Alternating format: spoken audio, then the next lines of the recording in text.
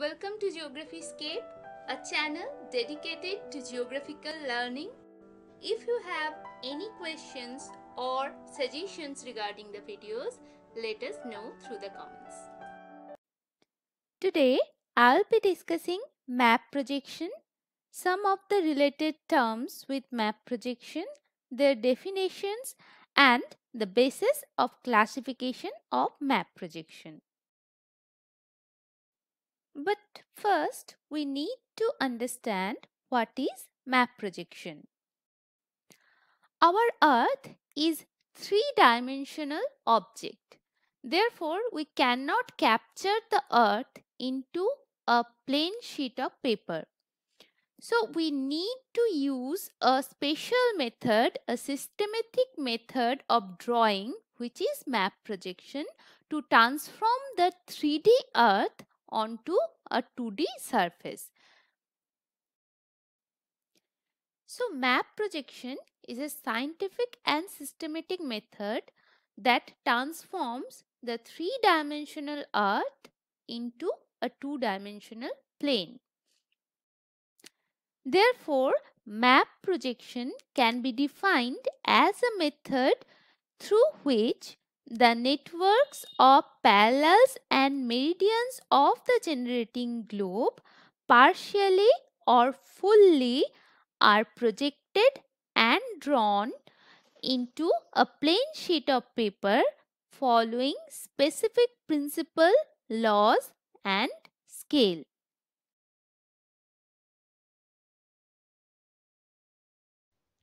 So, based on this definition, we can identify specific characteristics of map projection.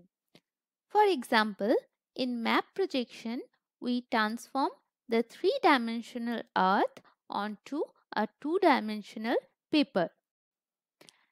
Secondly, in map projection, we transform only a small part or partial part of the generating globe into the two-dimensional surface, or the whole generating globe onto the two-dimensional surface. Thirdly, map projection is drawn using the help of graticules of parallels and meridians. Next, we will be discussing graticules. In map projection, we use the networks of parallel and meridian to draw the map projection.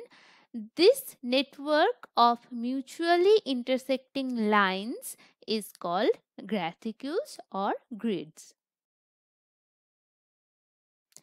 In general, any three-dimensional surface like the Earth and the globe have four different properties, like the property of area, shape, distance, and direction. However, while drawing the map projection, because we transform it from three-dimensional surface onto a two-dimensional surface, some of these properties gets distorted, and only few of these properties can be preserved at a time. Based on which properties gets preserved into a map projection, the map projections can be divided in different types.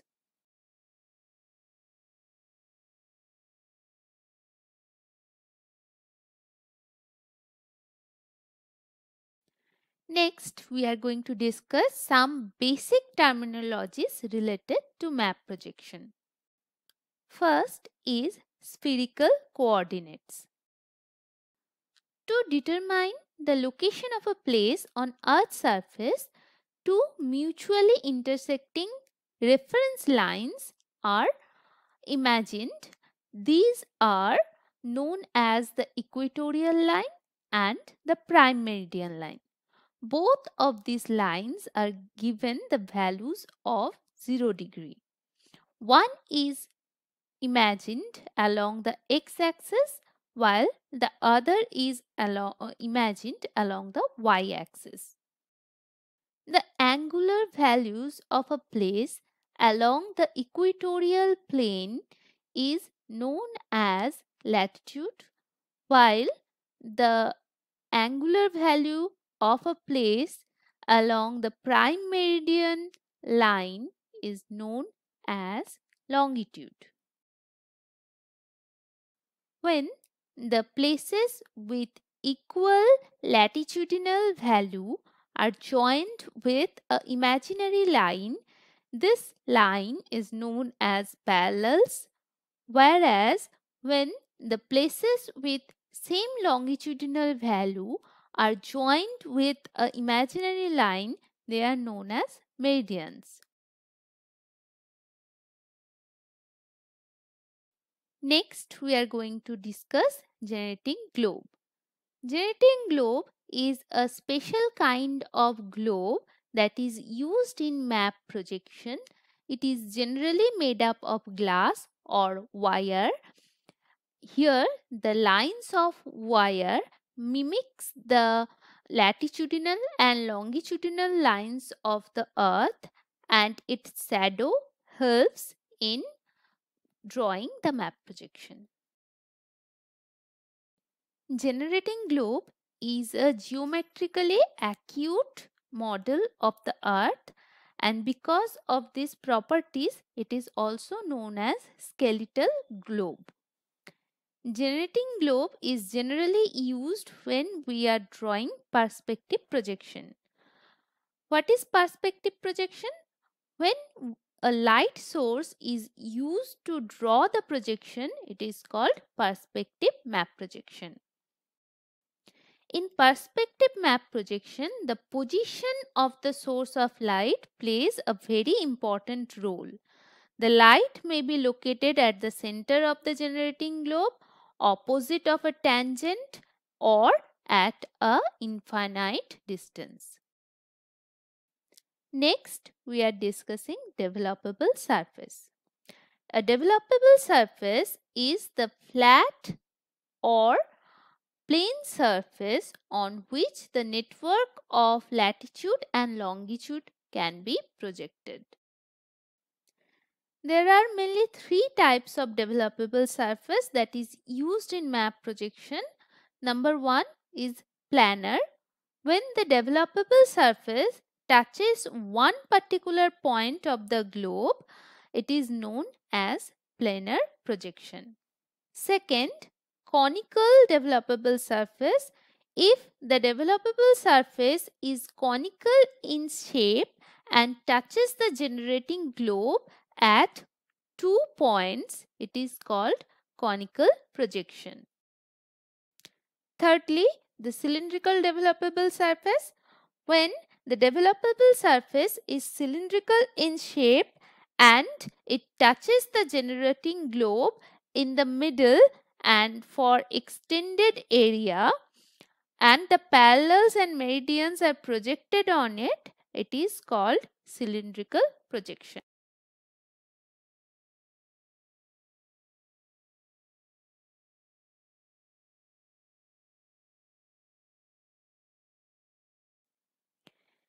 Now we are going to discuss central meridian. Central meridian is that meridian which divides the entire longitudinal extent of the graticule into two equal parts. In simple word, it is the middlemost meridian. Generally, central meridian is drawn as a straight line, and as per scale, it is divided in few sections to draw the intersecting parallels. Next, we are going to discuss standard parallel. The parallel along which the conical and cylindrical shaped developable surface touches the generating globe is known as standard parallel. The scale of standard parallel is equal to that parallel on the generating globe. So, along this line, the distortion is 0 or minimum.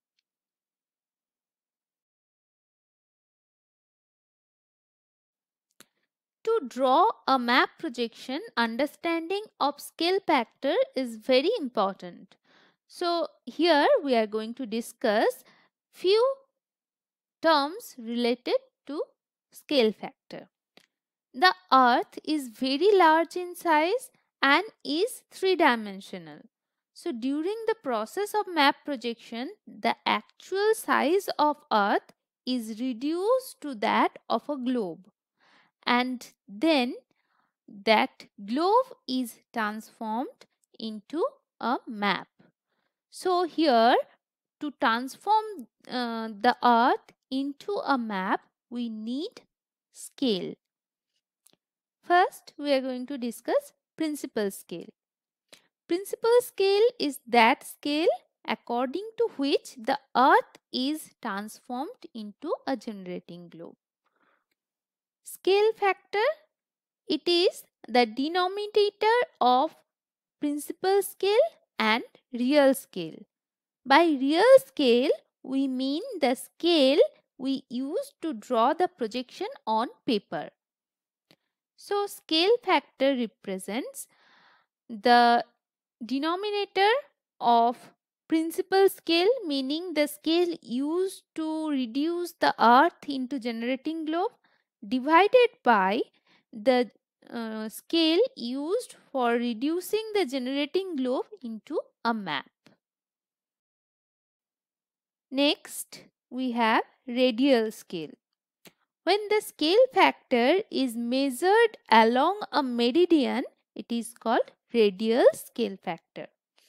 Therefore, meridian scale represents length of a meridian on the globe divided by length of the same meridian on the map. Tangential scale is when the scale factor is measured along a parallel is called tangential scale. It represents length of the parallel along the globe divided by length of the parallel on the map.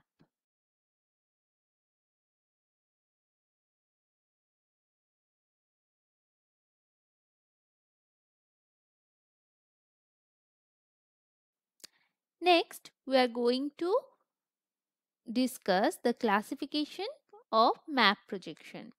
Its different criteria, parameters and different types of map projection. Now, map projection can be mainly classified on the basis of two criteria, that is exogenetic criteria and endogenetic criteria. What do we mean by exogenetic criteria? Exogenetic criteria means that the external elements or controls of the projection determines the types of map projection. For example, like the type of datum used for map projection, the type of plane used for map projection, the method used in map projection, etc. Whereas endogenetic criteria for map projection means that what are the different inherent characteristics of map projection which differentiates one map projection from other. For example, properties. What are the different properties different projections have? Next, shapes. Different map projections have different shapes. So, shapes is one of the endogenetic criteria for map classification.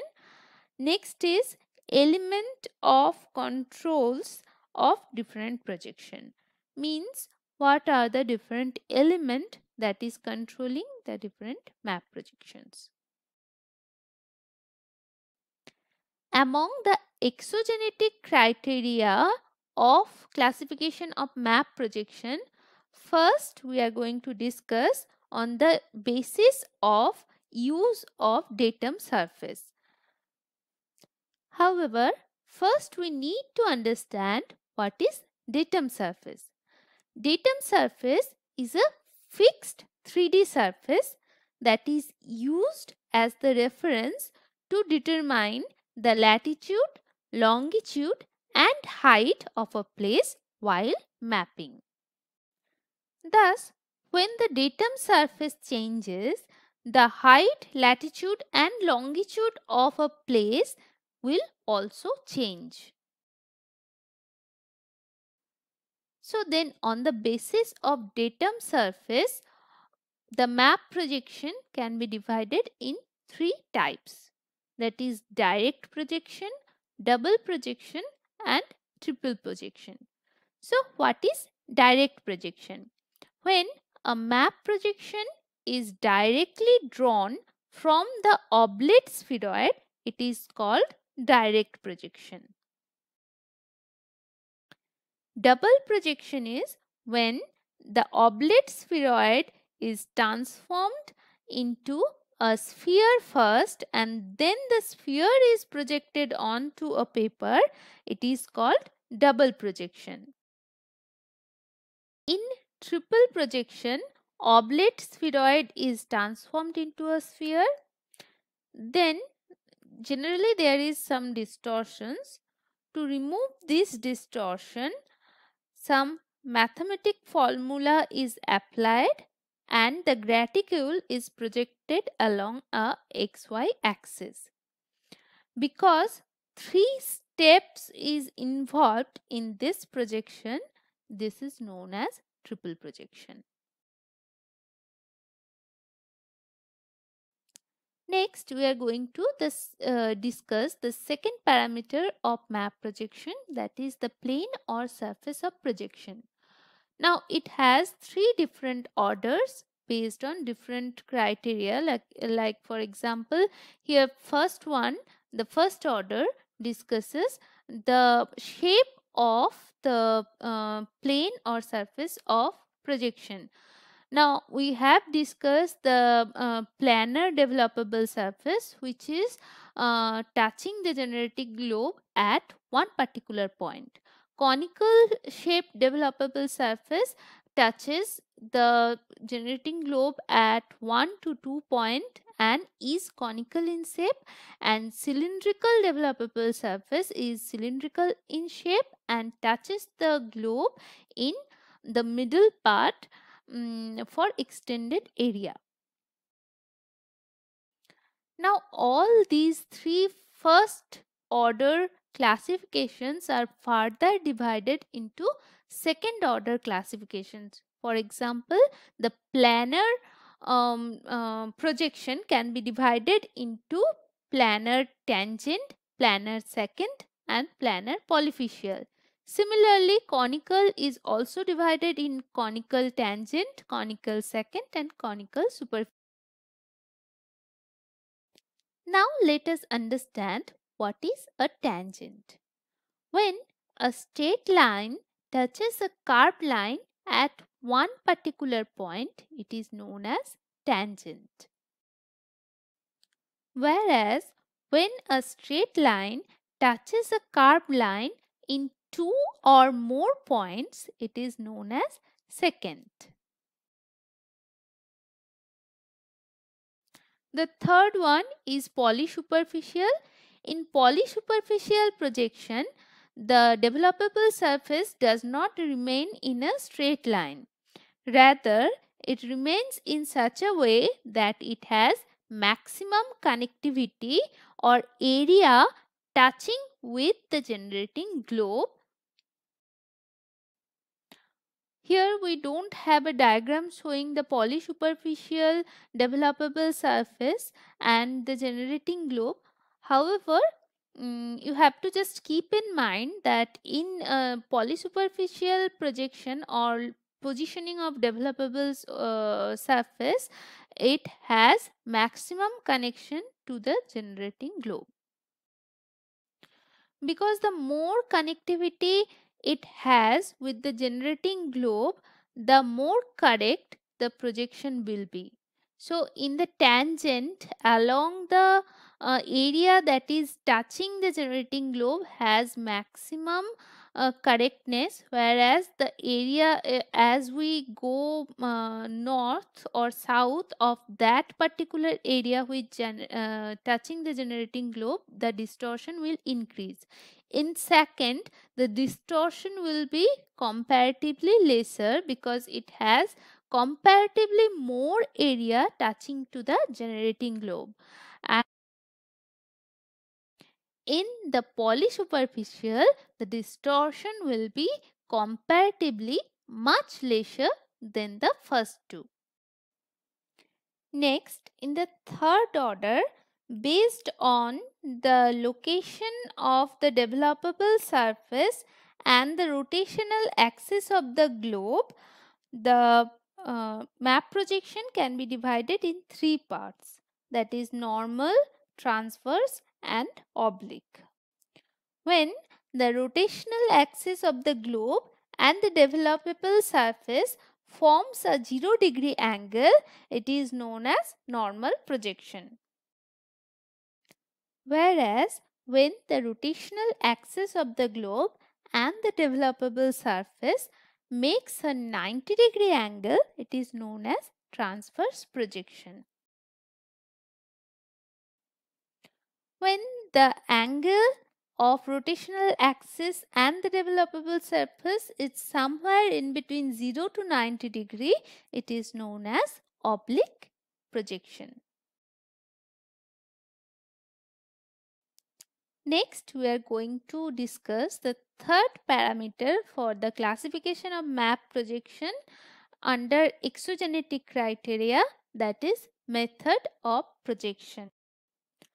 On the basis of method, the map projection are classified as perspective, semi-perspective, non-perspective and conventional. First, we are discussing perspective projection.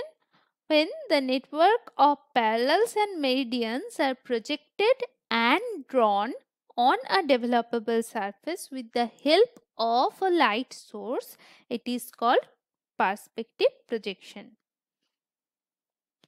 So here a light source is used to cast shadows on the developable surface, which is then drawn into a map projection. All the zenithal projections are part of perspective projection.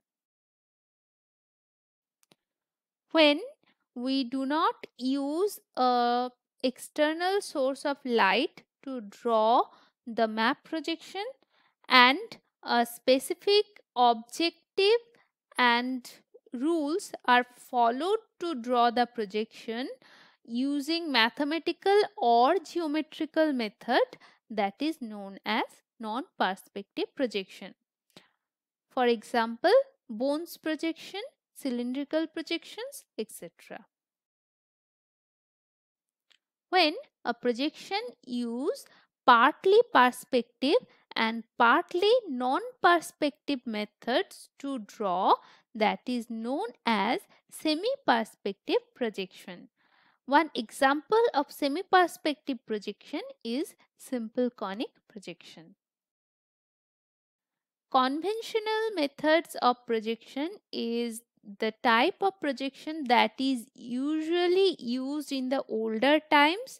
They do not use any source of light and sometimes even developable surface.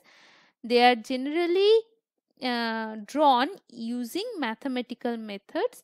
These are known as conventional projections. For example, Mollwitz and Hammer projection. Next, we are going to discuss the classification of map projection based on endogenetic criteria or the inherent characteristics of the map projections. Based on which properties the map projection has conserved, the map projection has been classified into 5 classes. Now, in the beginning of the discussion, we have discussed that there are 4 main properties of the earth which the map projection aims to conserve. That is area, shape, distance and direction.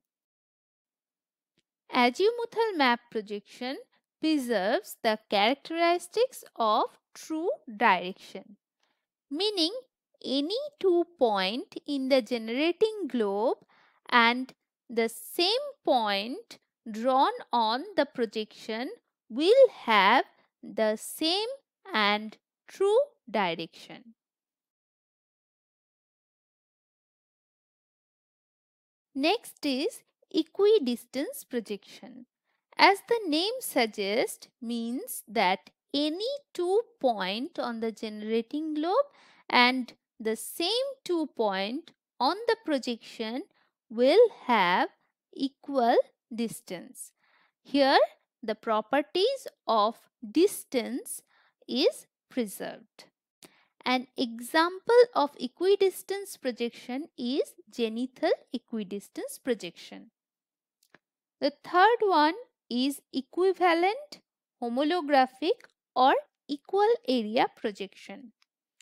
In equal area projection, 2 points in the generating globe and the same 2 points on the projection will have same area. So here in this projection, the properties of true area is preserved. An example is cylindrical equal area projection. Next is orthomorphic or conformal projection. In this projection, the true shape of the earth or the generating globe is preserved in the projection. An example is Mercator projection.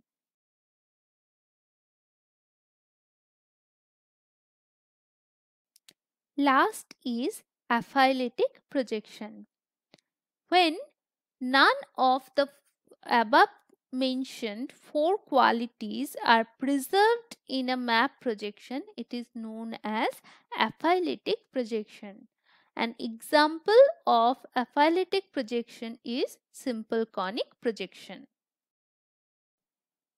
Next classification has been made on the basis of appearance of parallels and meridians. Now there are 8 classifications, where in the first both parallels and meridians are straight line. In second, the parallels are the straight line while the meridians are regular curve. In the third type of projection, meridians are straight line while the parallels are regular curve. In the fourth, both parallels and meridians are curved lines. In the fifth type of projection, parallels are concentric circles and meridians are regular curve. In the sixth type, the parallels are concentric circles while the meridians are radiating straight lines. In the seventh, parallels are irregular curves and meridians are radiating straight lines. In the eighth, both parallels and meridians are regular curve. Lastly, the projections are classified on the basis of their geometric shape. So, first classification is rectangular map projection. Second one is circular map projection. Third one is elliptical map projection. Fourth one is parabolic map projection. Fifth one is butterfly map projection. And sixth one is the other map projection, other shaped. So this was an overview of classification of map projection. In the following videos, we are going to discuss some specific type of map projection that are given in our syllabus and their properties, their drawing process, etc.